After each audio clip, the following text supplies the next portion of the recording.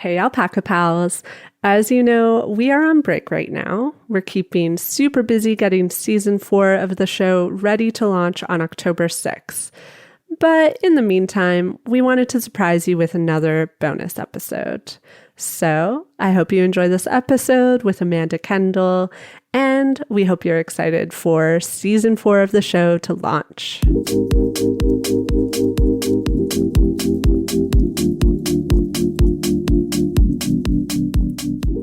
So I'm here today with Amanda Kendle from the Thoughtful Travel podcast. You might remember Amanda from right at the start of the pandemic when you and I connected and we recorded our first episode together.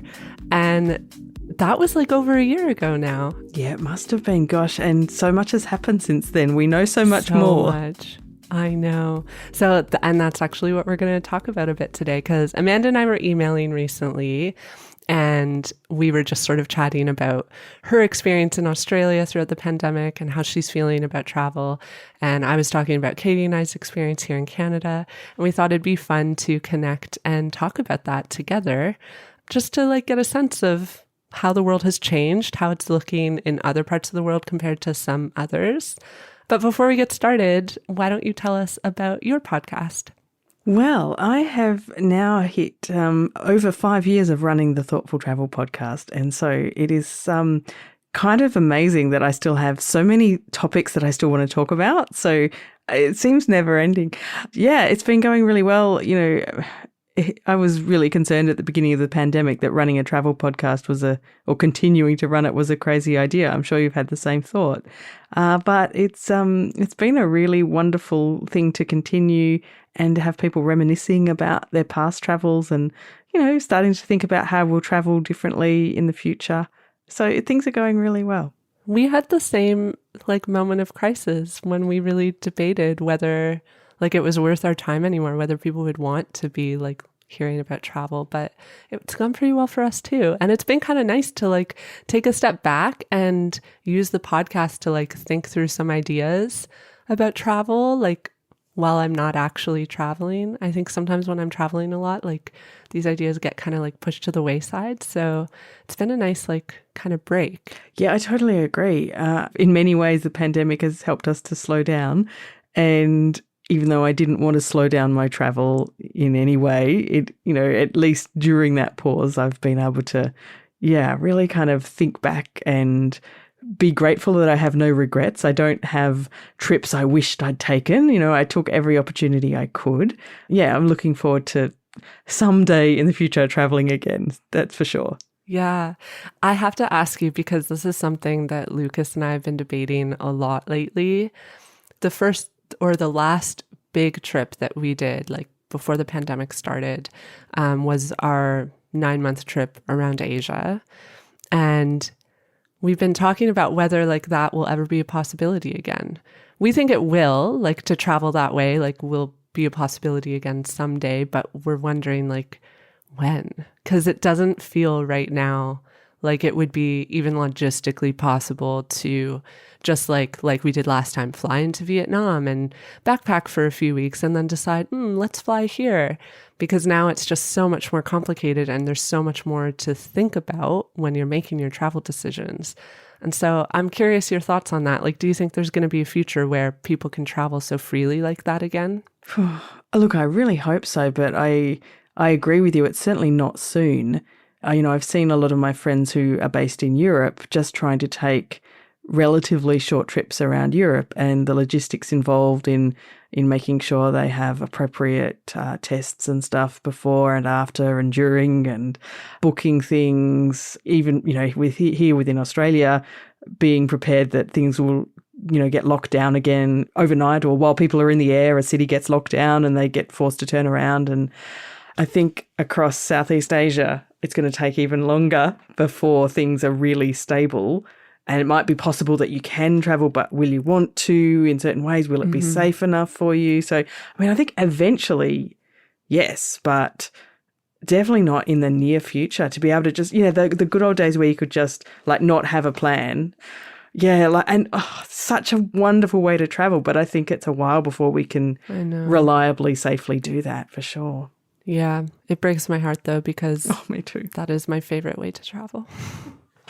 It makes me think there may have been some truth to the people who have been saying that the golden age of travel was sort of that like period right up to the pandemic. Like that was like the most freedom we had in travel, probably. I mean, like for people of privilege, to be able to travel like ever in the world. Yeah, I think that could have been the golden age of travel. I would love to think we're wrong.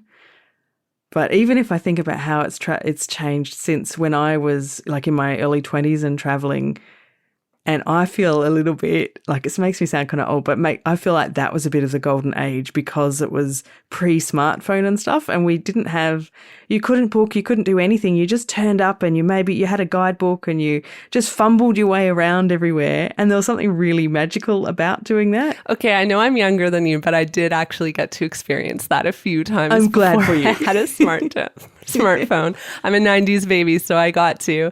My first trip, I was 18 and I went to Europe and I didn't have a phone and I didn't have a laptop. And it was literally like I would go on the hostel computer and draw a map to how I would get to my next hostel.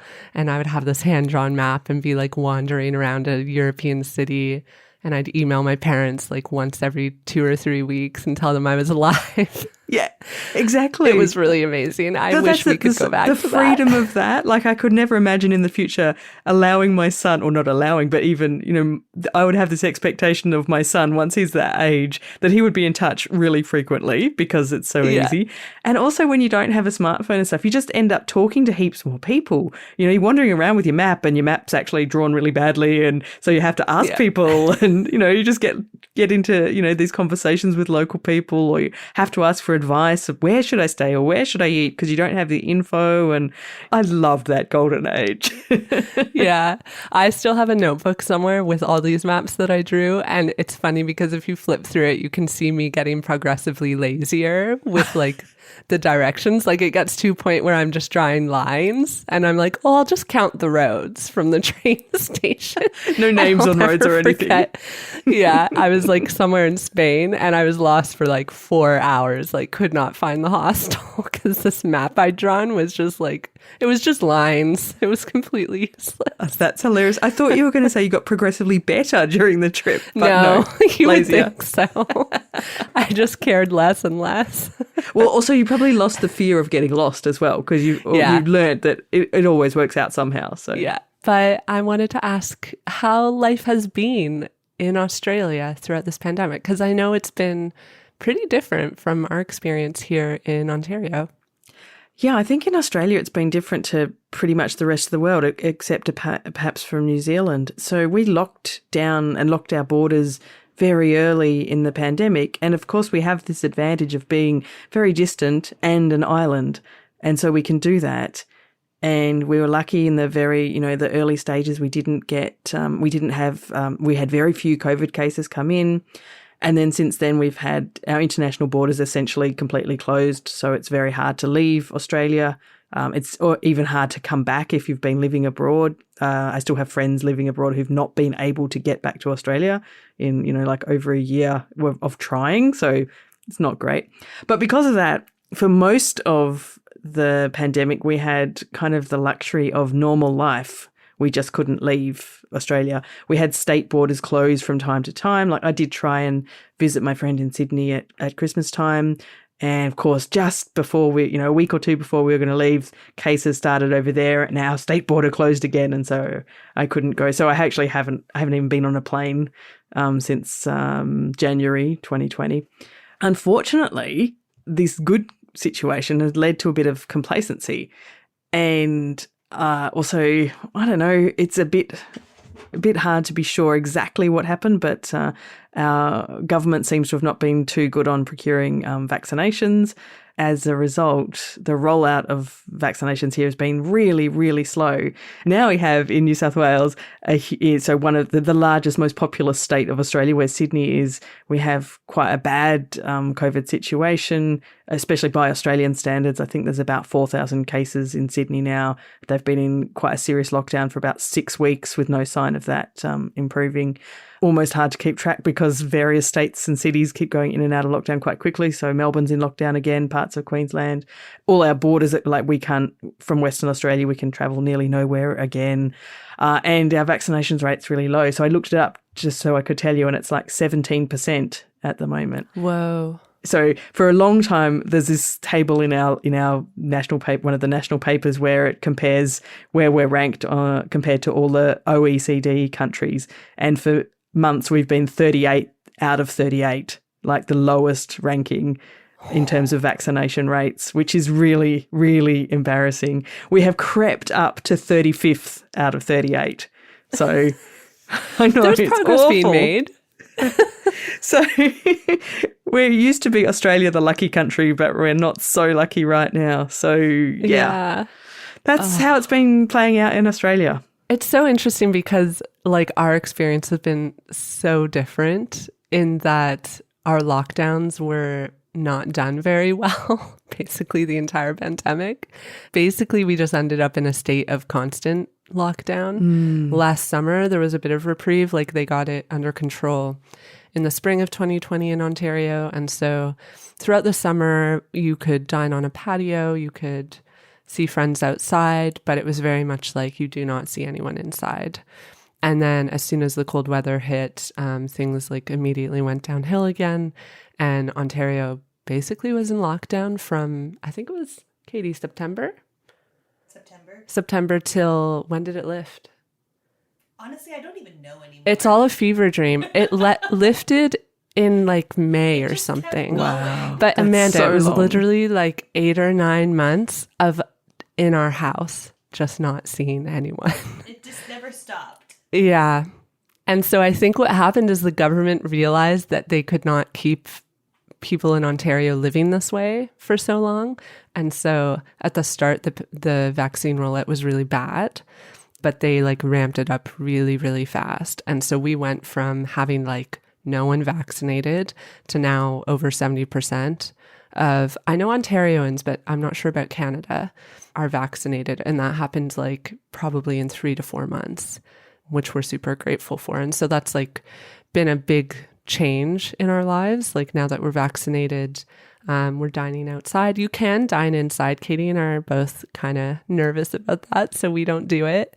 But that's the thing. And I think that's the difference is like, we haven't ever, like since the start of the pandemic, we have never once gone back to like no restrictions. Like even now there are restrictions, and I expect there will continue to be like for the foreseeable future. Oh, we're so lucky here in Perth. I might not be able to go anywhere, but we've been able to most of the time do anything, to the point we lock down the whole city, 2 million people. We lock down in a strict lockdown if there's one case, to contact trace that case, make sure it hasn't spread.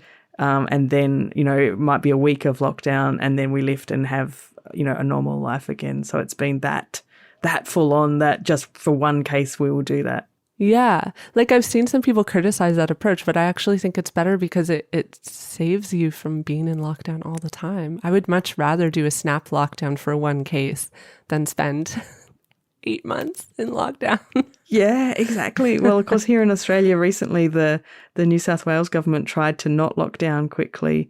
And unfortunately now they're in their 6th, or must be going into the 7th week of lockdown.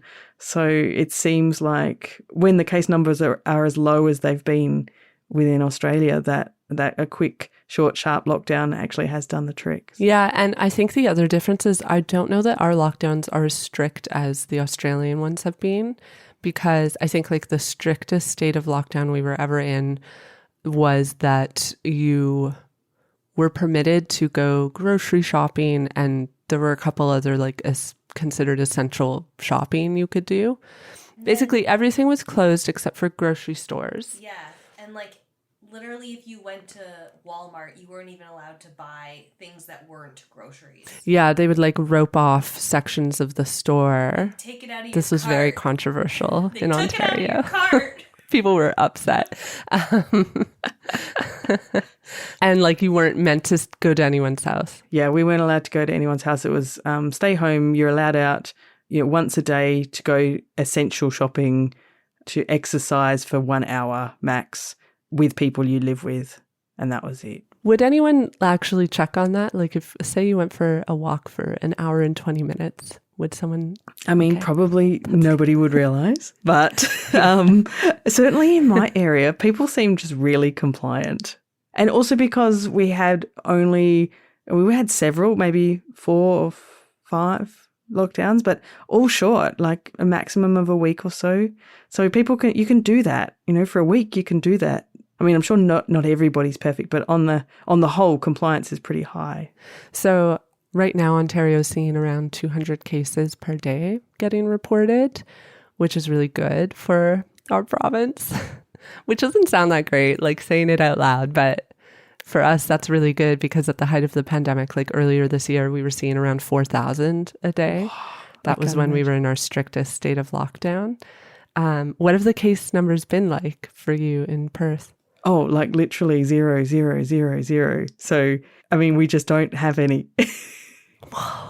So what we have, if you looked at the stats at the moment, I think we have maybe 7 or 8, but they're in hotel quarantine from people who've returned from overseas with exemptions.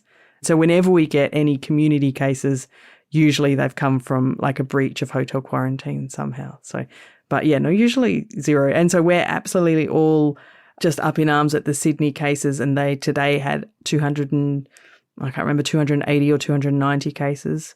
That for us is horrific. But we went for months with 0 in nearly the whole of Australia. So it's interesting how like what you consider to be extreme, like, and dangerous changes depending on like your situation. Because then we in Canada, I'll admit, like when there were 4,000 cases being reported every day, I was like, I don't even want to go to the grocery store. I'm scared. I bet. And then you look at America and they have like way more than we do. But people there seem like pretty okay with it. Like people are living their lives. So it's just interesting how your threshold changes depending on your situation. It's so fascinating, isn't it? Absolutely. And yeah, your whole psychology around it just changes when your perception of risk changes depending on what situation you're living in. So, and I think, for example, also if you've got 70% vaccinated, then a lot of the cases you're getting are probably not as bad. Whereas we've got, in the Sydney cases, most people, the vast majority are not vaccinated, and so they're getting, quite high hospitalization rates and stuff. So it's it's scarier. Yeah. What do you think the outlook is for Australia? Like, what is the plan moving forward? I'm assuming it's to ramp up vaccinations. Yes, it is. I don't know. Our federal government has been really appalling lately, so I don't have a lot of faith in them. They're talking a lot about improving things, but I just saw a graph tonight on Twitter that someone shared, and my state, Western Australia, is apparently, according to this, the lowest. We have the lowest vaccination rates of the country, which makes a lot of sense because we're isolated even within Australia, and we have no cases, so there's not so much urgency. But at this rate, it'll be like mid next year or something when we're all vaccinated, or when a significant proportion are vaccinated. So I hope that proves to be wrong, and we manage to ramp that up quicker. I think we will. It seems to me that people are really paying attention to it now. We're getting more supplies in, apparently. Yeah, because until then, we won't be opening any borders. So, the vaccination rate's still so low, because that would be just a disaster. I will say, on our end, the government gave us a timeline from when we would get vaccinated, and it was way further out than it ended up being. So I think that they gave us a timeline that was longer so that they had like wiggle room, and then they gave us a pleasant surprise by getting us vaccinated faster. So I'm hoping Australia is taking the same approach. Fingers crossed, fingers crossed. Yeah, because truly, I cried when I got my second one because I really didn't think it was going to happen. I was so hopeless. Like, I was so sad. Yeah.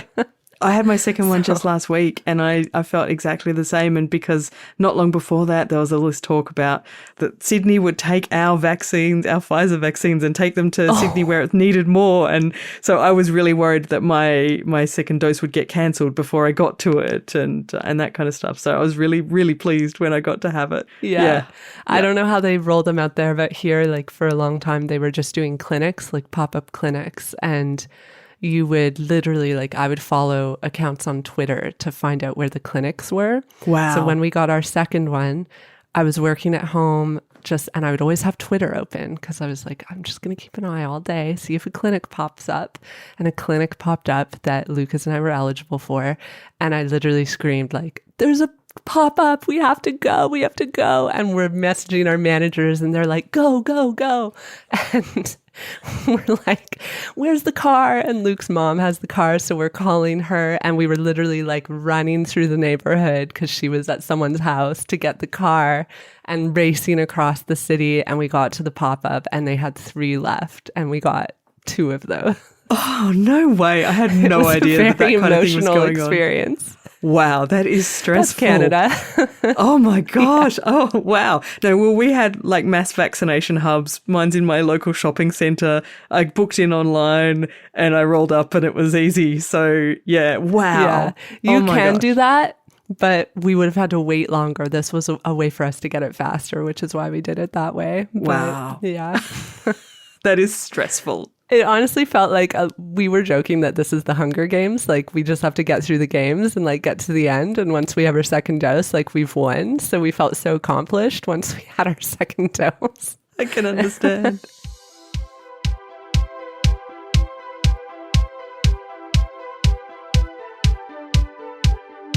It's now been more than a year. Like you were saying, you haven't been on a plane since January 2020. For us, that's February 2020 since we've been on a plane. How have you been coping with it? Not well. I mean, I appreciate that we have a very privileged life and that in the past I was really very lucky to be able to travel so frequently. But travel is really important to me. It's really, really good for me. It's good for my mental health. It's good for how I get through all the other parts of life. It's good for making me really productive with my work. It's good for making me creative. It's good for my confidence. It's good for my son's confidence. And all of this stuff has really been missing. And I know it's a privilege problem, but having experienced, lots of travel for many, many years, it has been not a really nice thing to cope with. We've tried to have more travel within Western Australia, but that's been another issue because nobody's been able to leave our state. People who usually would travel a lot internationally, for example, from Perth, Bali is just a short flight, and a lot of people will travel to Bali, more than once a year to have a holiday. And so all of those people have got to go somewhere, and they've been going somewhere in WA. And so things like the prices of everything have skyrocketed for all of the local travel, and also that everything's been fully booked up, so you can't be kind of spontaneously booking anywhere. So I haven't even done as much local travel as I would have liked to. Yeah, it's been quite frustrating. So I've coped by reading a lot more and reading a lot about other places, diving deep into like learning more things. I've been doing some courses and stuff, and being a bit more, I suppose, focused about how I spend my leisure time in a way that hopefully gives me some of those benefits of travel. It's not quite the same, but it's the best substitute I can find. So, it took me a while to figure out that was going to help me. And other than that, what I have learned to do is to not get my hopes up. So we did, have over the course of that sort of 18 months planned a few trips that haven't been able to happen. So, a trip to the East Coast to Sydney that didn't work out, or to New South Wales. A good friend of mine was meant to be here this month. We were going to go on a big walk, the Cape to Cape walk, which is, the south of Western Australia. We thought we were going to do it last September, and then we were planning. We thought, oh yes, this will definitely work out. Of course, she's stuck in Sydney lockdown. Our borders are closed. So some of these things that, we've really got our hopes up for, and they seemed like they would work. And so I really have learnt not to get my hopes up, not to really plan too much in advance, and just take what comes, and when it happens, because it is really disappointing when you think, these things are going to happen and then it doesn't. So I don't know if I'm coping particularly well, but those are the coping strategies I've tried to work with. So yeah. What about you? Mm-hmm. Yeah, like similarly. Sorry, I'm like going to cry. It's actually really hard. It is awful, isn't it? Yeah. I hear you. I actually haven't talked with anyone about this really. It's wild to think how much You need it. It's almost like travel is like my therapy. It's really bad. I should probably find other things. So yeah, I have not been coping well. Yeah. Yeah. And you feel bad for saying that, don't you? Because, people just think, travel, well, that's just a lucky thing. Such a privileged thing you can do. But it's really affected me. It's definitely affected my son. He's just really struggled without that break from, like, his school doesn't suit him, to be able to be away with me, exploring the world. Like, he always comes back, I know you make me upset, so confident and so changed. And he hasn't had that chance for the better part of 2 years. And it's just, I find it so unfair, like, he's going to be in high school next year. We won't be able to travel as much, even when we can travel again. And I feel, we lost those 2 years of traveling with him that I'll never get back. So, yeah, I can't even really pinpoint it, honestly. It just feels like, this sounds so extreme, but it just feels like this big part of my life and my identity has just been gone. And it feels so hopeless sometimes, about whether I'll be able to have those experiences. Sometimes when I think about the experiences that especially Luke and I had around the world, before the pandemic started, I feel almost a sense of mourning. I don't know if I'll ever have that experience again. So yeah, I'm not coping well. Yeah. Oh, yeah. I completely understand. And it's hard because, like you say, I recognize how privileged we've been to have had access to travel for so much of our lives in the way that we did. So it does feel a little inappropriate to just be so upset about it. But at the same time, it has just been such a routine in my life for so long, basically my entire adult life. To have that gone has just been a hard adjustment.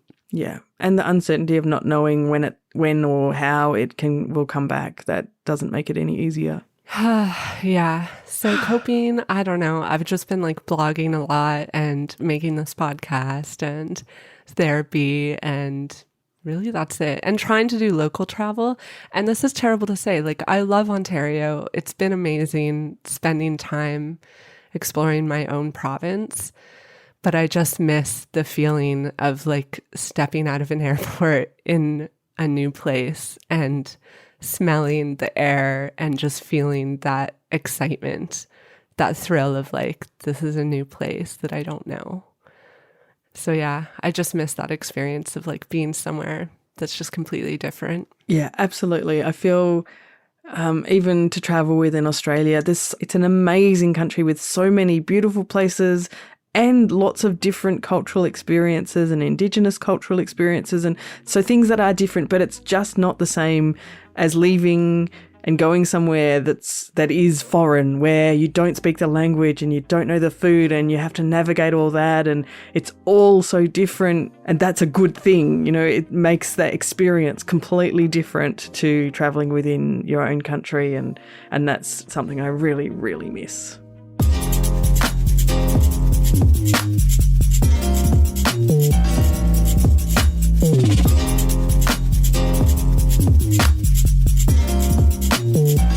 So, what do you think the future will look like? We talked about this a little bit up at the top. Do you think international travel will be doable to maybe individual countries, just as long as we can work through the logistics? I guess so. Even here within Australia, there's, long been talk of different travel bubbles.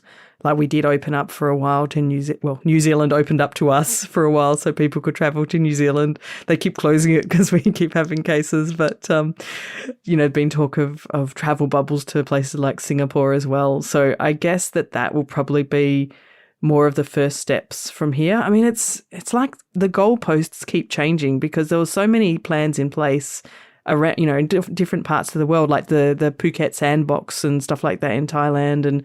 But then Delta came along, and that's just made everything way more difficult than anyone had imagined. So being vaccinated isn't really enough. You can still spread it, and it's still quite dangerous. But I guess over time, just maybe a longer time than we thought, these kinds of things will open up. And I imagine that it will be that more people will travel. I hope that more people will travel in a bit more of a slow travel approach, and they'll just go to one destination, one country for a longer time, because that will be much easier than trying to country hop and go to lots of different places, and just from a logistic point of view and the practical parts of that. Which I don't think is a bad thing. I love it when you go just to one new country and spend as much time as 2 or 3 or 4 weeks there and really get, a real deep dive into that. So I don't think that's a bad thing. So I hope / think that might be how things will happen. But, who knows? Crystal ball gazing. Yeah, I definitely agree. I think we'll see people doing longer trips in one destination. And I also think we'll see people staying away from like busy city centers and places that we're probably experiencing over tourism to a degree, and going out more into like more rural areas where there's more space and it's a little safer to travel, which I guess isn't a bad thing. Like that might be good for tourism. I think the struggle for us is like, because obviously Canadians, most of us are vaccinated now, so we're in a bit of a different position, because like I could book a flight to somewhere else in the world and get on a plane and go there. That isn't so an weird, option because we for me. Totally can't. I know, you can't. But it's weird because I don't know that it's like that much of a better position to be in, because I haven't done it, because it just feels too overwhelming and complicated. And I feel like a little conflicted about it, because I do know, and obviously I'm in these like blogging communities of travelers, a lot of people are doing it. They are planning their first international trips and they're doing it. And I have felt very hesitant to do it because it just doesn't feel right yet to me. Like a lot of people in North America are talking about how they're in like the post-pandemic phase. And I'm seeing all these articles like about post-pandemic travel. And I just think we're not in a state of post-pandemic at all. This is mid-pandemic. Like maybe, yeah, like it's still very active. In some places in the world, it's more active than it's been. Exactly. And so it feels a little, I don't know, it just doesn't feel right to think like, oh, we're in the post-pandemic age, like let's just go back to traveling internationally. So yeah, I have felt conflicted about it. Luke and I actually just booked a flight to New York City. So that will be our first shot at it. And I'm already nervous for it. Oh, I bet, because it will be different and a little bit scary. But that seems like a good kind of first foray back out into the world. And we were motivated because our friend is going to be there. So that was the impetus for going. We'll be reconnecting with a friend, which will be nice. And we've thought a lot about like, okay, how can we be responsible in like choosing a place to go? And New York feels like a good choice because they're kind of in the same position as we are in Toronto right now in terms of case numbers and vaccinations. They actually just introduced that you'll need to show proof of vaccination to dine inside or do any indoor activity. So we're totally fine doing that. It'll be interesting. But it sounds like a good, if I was in your position, I think that's the kind of thing I would do too. So I guess it'd be kind of the same as you going to New Zealand. I was just going to say exactly that. Yeah, which I would feel comfortable about if I was allowed. Yeah. I hope they let you guys back in soon. Do you know what? Actually, I haven't double checked this. I think it's possible that they haven't closed the border to Western Australians. I honestly don't know, because we really can't fly direct there. You have to fly through Sydney or Melbourne. And so I haven't even bothered. It's just always, right now, everything seems that things get cancelled so easily. It's not even worth checking. So yeah. And that's the other fear, right? Because we've booked this trip to New York, but I still think like it might not happen. And I just think to myself, the case numbers could go up like they did last September and we could lock down again, and Canada could bar us from traveling again, or the US might say they don't want us entering the country, or we might just look at the numbers and decide we're not comfortable going to New York right now. It could literally boil down to that. So it just feels like nothing is certain, like you were saying.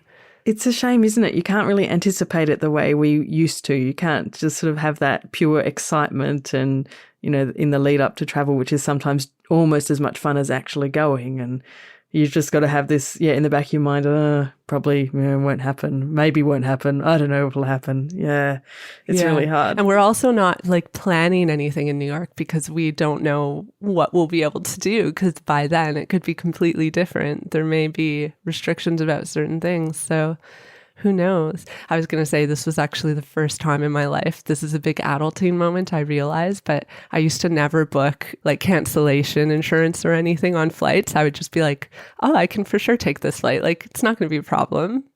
And this was the first time that I was like, okay, we better insure these flights because they were expensive. And if we can't go, then we'll want that money back. First time I've ever done that. Oh, I hear you.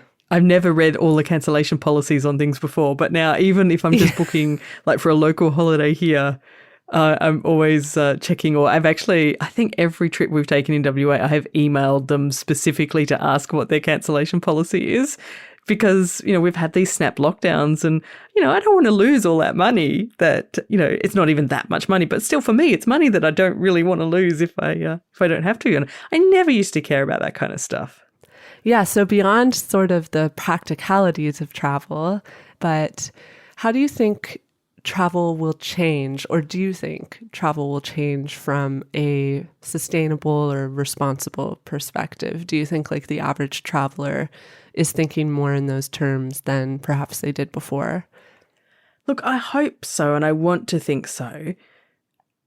I think some people will just think, oh my goodness, well, now I'm going to go out and do all the traveling I've always wanted to do, because what if I never get the chance again? So I think not everyone will travel differently, or they won't travel better. They might travel quote unquote worse because they just want to make the most of it because they don't know what could happen. Because until now, we never occurred to us that travel could get taken away from us. But I do hope, and I think, from like chatting with my podcast listeners and stuff, I really do think that more and more people will be paying attention to traveling more sustainably and responsibly, and, focusing more on, giving back to communities appropriately and thinking about over-tourism. I think probably a lot of travel will be more expensive as well, and that will make people kind of pause and think, oh, well, do I actually need to, fly to Paris for 2 nights and that's it? Or should I actually save that time and money and spend a month in France later in the next year?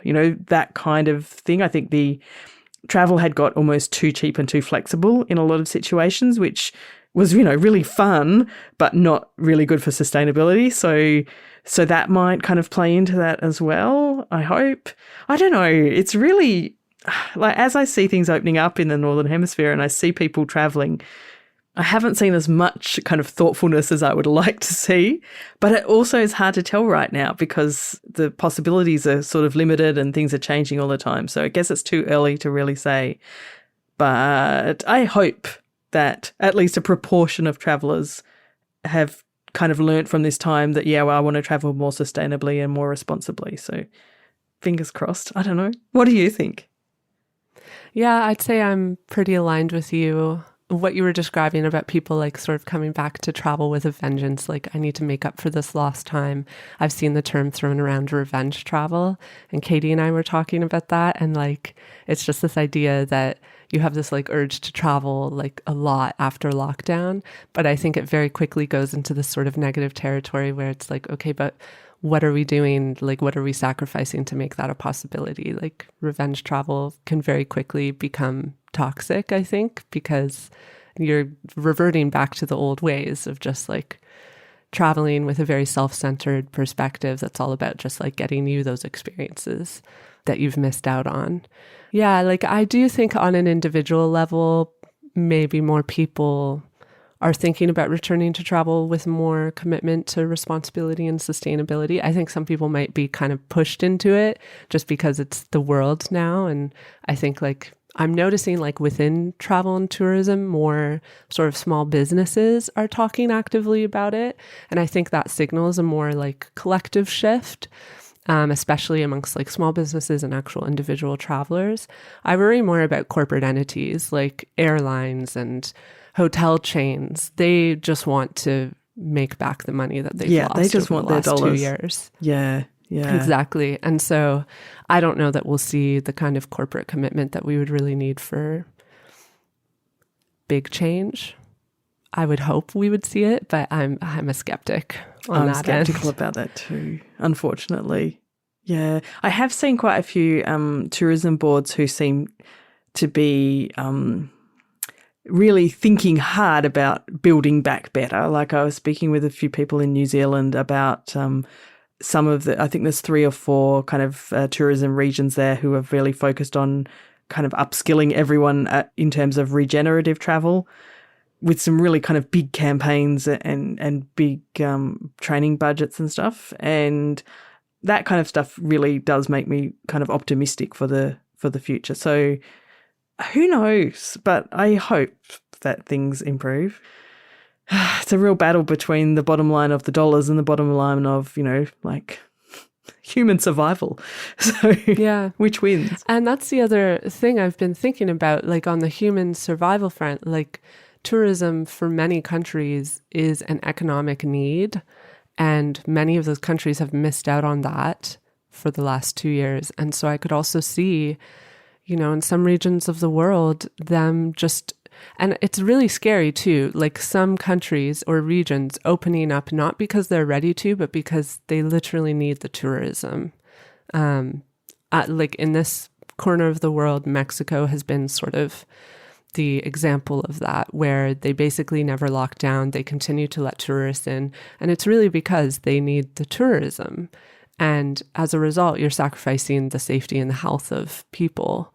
And so that's sort of a scary line to walk, I think, because it would be better to see regions stay shut for as long as they need to.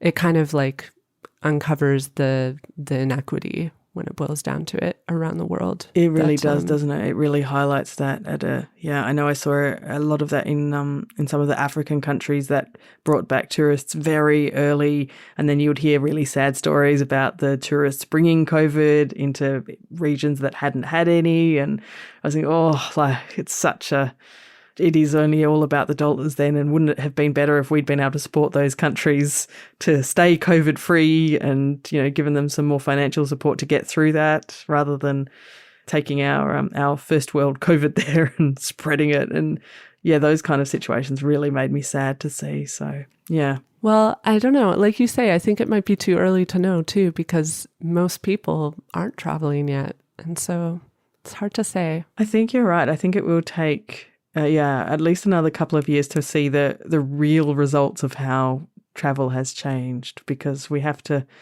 get through the figuring out how to travel again part and then settle into kind of some new norms, I guess. And that'll take a little bit longer. All of this is taking a lot longer than we ever thought, I think. It is. I laugh sometimes at how naive Luke and I were in March 2020 when we legitimately thought, oh, we're just going to work from home for 2 weeks. We thought our trip to India would still happen. It did not. Yeah, no, I had, 3 trips booked last year, and each of them I thought for a while, oh, that'll still happen, that'll still happen. I mean, I really thought my friend's trip, just from the other side of Australia to here this month, I thought that would definitely happen. But even that, no. So yeah. I give up. I have to say, like, that is next level. They have not done that in Canada. Like, you could still fly across the country even at the height of the pandemic. That is really rough. Yeah. Oh, yeah, no, we've had a lot of border closure time. So, yeah. Yeah. Wow. Yeah, and it is tough. I've got a lot of good friends on the East Coast, and to not see them for this long, it's really unusual. So this particular friend of mine who's in Sydney, a really good friend, and she had a gig up in the north of WA in Broome. So she was flying via Perth. She was going to be in the airport for like 2.5 hours. And so I went down to the airport and we caught up. And so that's it. In these 2 years, I've been able to see her for 2 hours, and it was wonderful. But like, how awful is that that's our only chance? So, and I'm so glad I took that chance to do it, because otherwise, goodness knows how long until I'll see her now. So wow. I really hope things improve quickly. I'm sure they'll ramp up the vaccines. And I'm assuming like once vaccinations have ramped up, there will be less border restrictions. Yeah, at that's least what they're within the saying. And country. that's the kind of messaging they're using now to encourage people to take up vaccinations faster. So, a lot of the reason is that there hasn't been enough out there for people to take up. But yeah, I think give us a couple of months and things will look a lot different, I hope. All right. So to wrap up, are there travel lessons that you feel you've learned from the pandemic so far?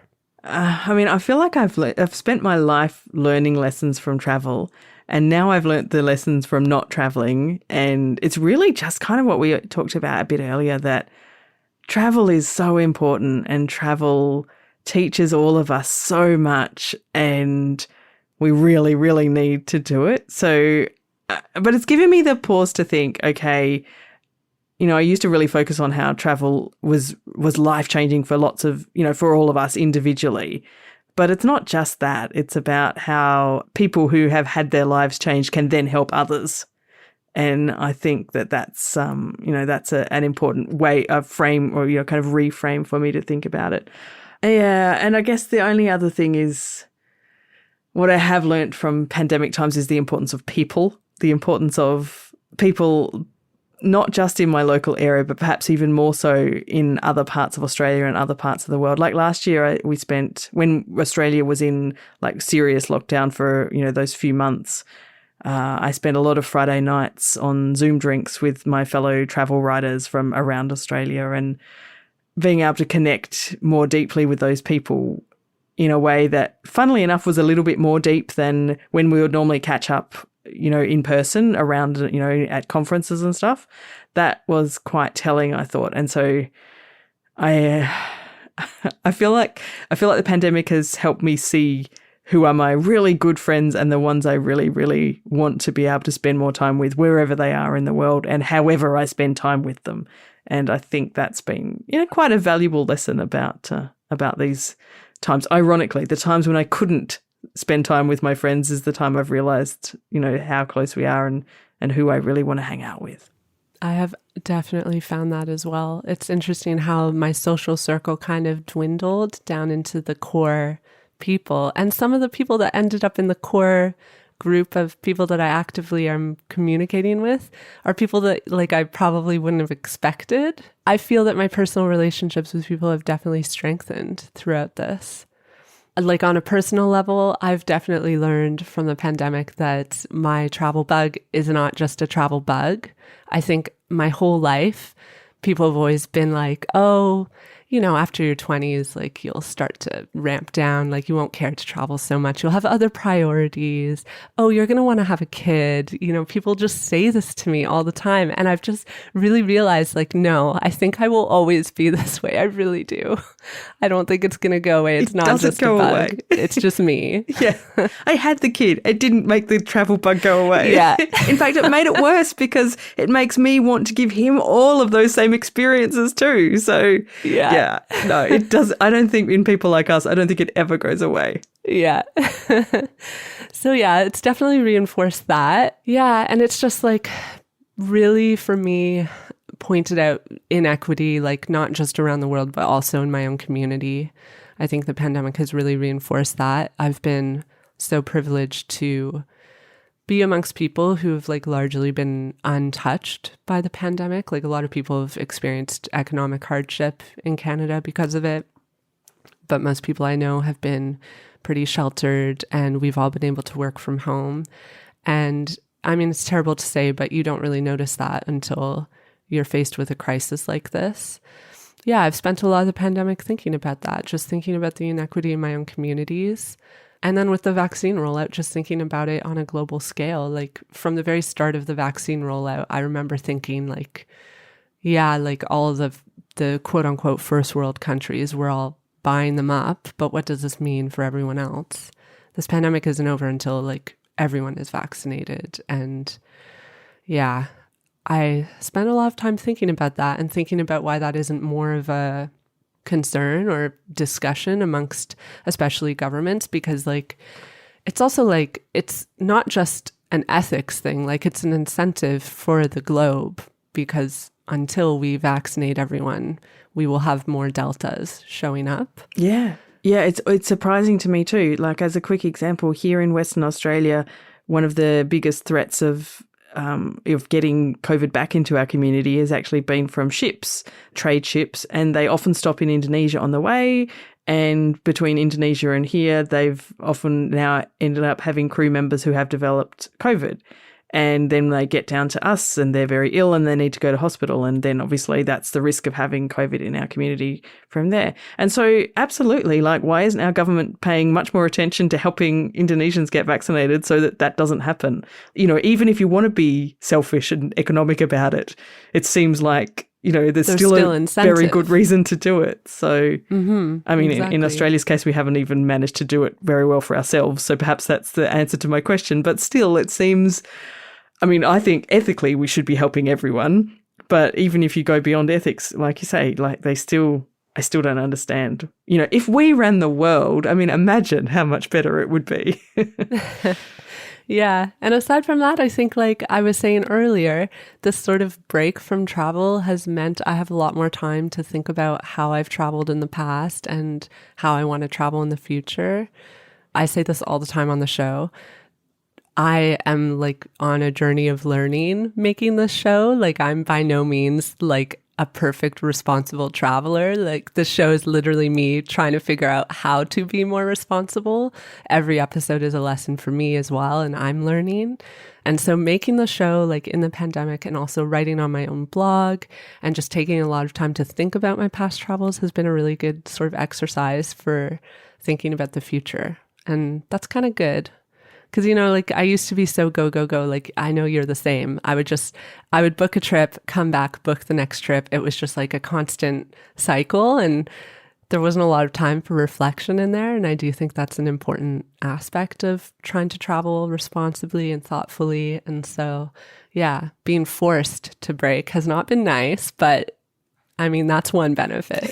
Yeah, we've got to find the those reflection benefits. time. I think that's true. That reflection time is super important. And I definitely never kind of built enough of that in to my life. It's definitely a useful thing. Like, I genuinely think that in the future, I will travel less frequently because of, you know, partly because of that. I can kind of, I don't know, eke out the value of a trip more, you know, in terms of, you know, the anticipation and the learning beforehand, and then that reflection time afterwards, and still feel like I'm being fulfilled by it. You know, just I think there's a lot more to dive into than what I have done in the past. So yeah, and it's a pretty good lesson to learn, I guess. And I think too, it's funny, I was talking with Zach about this. He's been on our show twice now. 3 times? Zach has been on the show 3 times. So he and I were talking about how he was in Mexico City right before lockdown started in Canada. And he told me, I was riding on a tour bus, like around the city, looking at my phone, seeing all these notifications and realizing I'm going to go home to lockdown. This is probably the last time I'm traveling in a really long time. And he told me that because of that, he kind of soaked in the experience in a way that he hadn't before. And now thinking back, I wish that I had had that foresight the last time I was traveling. Me too. But since I didn't, I'm going to be so grateful when I get to travel again. And kind of like you're saying, I think I may travel less and just put more time and appreciation into the travel that I get to do as a result, because I do think, and this is one of the self-reflections that I've had, because travel was such a frequent part of my life, I think there were moments in which I kind of undervalued the experience. It just became my life. It wasn't so much something that I should reflect on and be grateful for. And now it's not that. Now it feels like a privilege again, which is probably a good thing. Well, Amanda, it's been so nice to chat with you. It's been fabulous. Thank you. It's so good to talk with someone so like-minded and to really hash these things out, and to hear the opposite experiences, you know, between Canada and Australia is fascinating. So pros and cons in each. Yes. So where can people find you if they'd like to listen? So you can find the Thoughtful Travel podcast in any podcast app, or go to notaballerina.com, and that's where you'll find the show notes.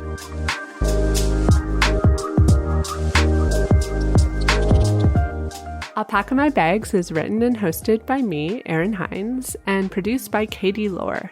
If you enjoyed this episode, go ahead and leave a review on your podcast app or show us your love on Patreon. Pledging $5 a month or more directly supports the making of this show. The link to our Patreon is in the show notes. That's all for now, Alpaca Pals. I'll talk to you again soon when we launch Season 4, officially on October 6th.